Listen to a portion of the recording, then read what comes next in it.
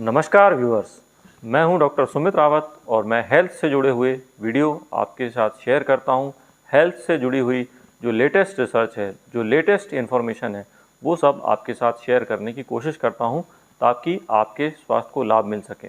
और अगर आपको मेरे वीडियोस पसंद आते हैं तो इस इन्फॉर्मेशन को अपने तक ना रखें, आप इसको आगे भी बढ़ाइए, दूसरे लोगों से भी शेयर करिए और मुझे फीडबैक दीजिए, सब्सक्राइब करिए। आपके कोई डाउट है मुझे पूछिए, तो मुझे बहुत अच्छा लगता है।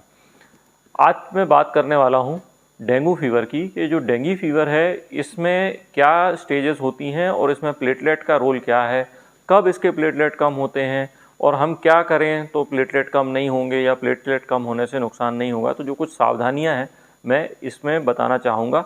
हमारा जो पिछला वीडियो था उससे हम आपको आगे लेके चलेंगे, कुछ चीज़ें और हैं जो आप ध्यान में रख सकते हैं।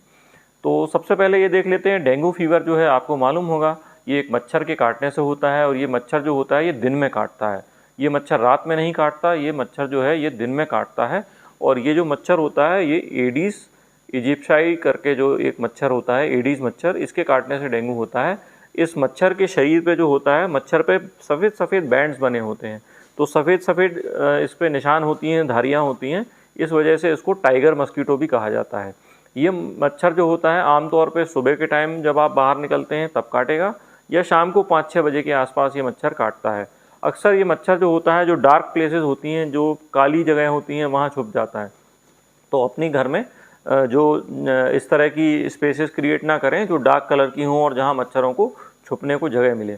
सफ़ेद रंग से चीज़ों को पुतवाएं और सफ़ेद या पीला कलर, ब्राइट कलर्स का उपयोग करें तो मच्छर आपके घर में नहीं आएंगे। इसके बाद हम बात करते हैं कि ये जो डेंगू फीवर है, अगर गलती से आपको मच्छर ने काट लिया है और अगर आपको बुखार आ गया है, इसके लक्षण हम पहले ही देख चुके हैं। तेज़ बुखार, सिर में दर्द होना, आँखों के पीछे दर्द होना, कमजोरी होना, पेट में दर्द होना, कभी कभी उल्टी होना, इस तरह की प्रॉब्लम्स इसमें हो जाती हैं। तो इसकी जो होती हैं स्टेज होती है सबसे पहले फेब्राइल स्टेज, यानी इसमें मच्छर के काटने से तीसरे से चौथे दिन जो है आपको बुखार आता है।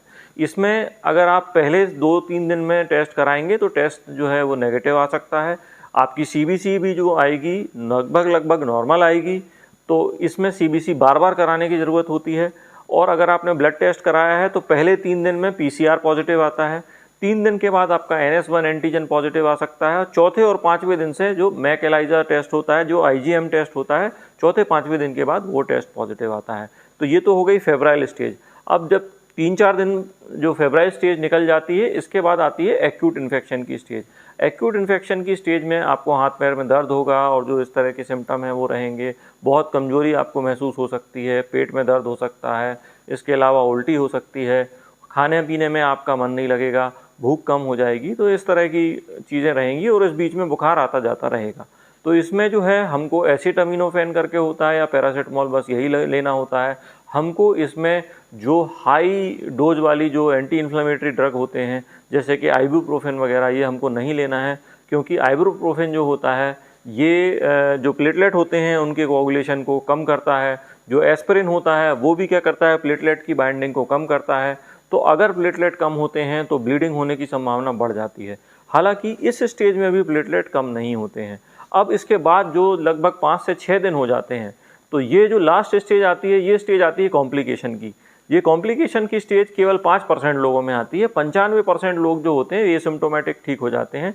और ख़ास तौर से जो 4-5 साल से छोटे बच्चे हैं, इनमें ये सिम्टोमेटिक स्टेज और माइल्ड फीवर वाली स्टेज ही रहती है, इनमें कॉम्प्लिकेशन नहीं देखने को मिलते हैं। कॉम्प्लिकेशन जो है 5 साल से लेके और 70-80 साल तक के लोगों में देखने को मिल सकते हैं।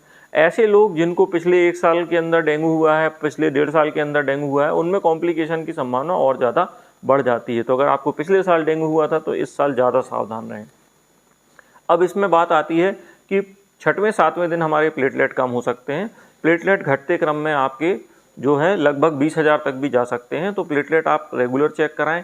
अगर प्लेटलेट कम होते हैं डॉक्टर से सलाह लें कि आपको क्या करना चाहिए। इस चीज़ पे आप नज़र बनाए रखें कि कहीं आपके मसूड़ों से या कहीं आपकी खांसी में या कहीं कोई मलमूत्र द्वार से आपको ब्लड तो नहीं आ रहा है। ये जो है सीवियर डेंगू के सिम्टम हो सकते हैं। इसके अलावा सीवियर डेंगू में एक डेंगू हीमोरेजिक शॉक भी होता है जिसमें बहुत ज़्यादा पानी की कमी हो सकती है। तो इसीलिए बताया गया था कि हमको पानी बार बार लेना है।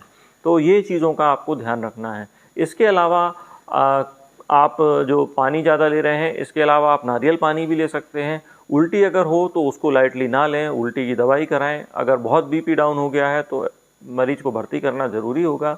इसके अलावा कुछ और चीज़ें होती हैं, जैसे कि आप अपना खाना पीना अच्छा रखें, फ्रेश फ्रूट्स खाएं, जैसे कि पपाया वगैरह है, आप इसको ले सकते हैं। ड्राई फ्रूट्स का भी आप सेवन कर सकते हैं। तो अपना न्यूट्रिशन ओवरऑल मिला के अच्छा रखें, तो इससे आपकी रिकवरी जल्दी होगी। विटामिन सी और विटामिन डी, ये 2 विटामिन हैं जिसकी कमी बॉडी में नहीं होनी चाहिए। ये दोनों हर प्रकार के इन्फेक्शन से आपको बचाने में और रिकवर करने में सहायक होते हैं।